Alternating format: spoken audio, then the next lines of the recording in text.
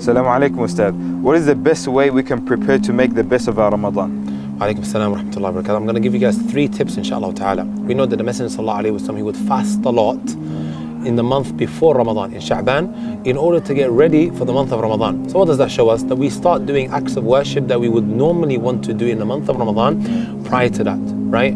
So we hit the ground running very, very quickly. It's a little bit like a car. You can't just go into gear 5 very quickly, right? You have to gradually do it, get used to it, right? Get into that groove.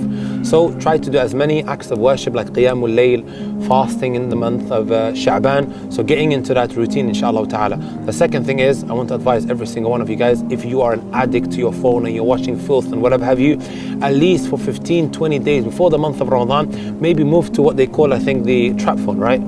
Right, just try to get rid of it. Delete whatever is causing you to fall into that sin, right? And stay away from that for a set period of time for it to now leave your system. And the third thing, inshallah ta'ala, is start forgiving one another.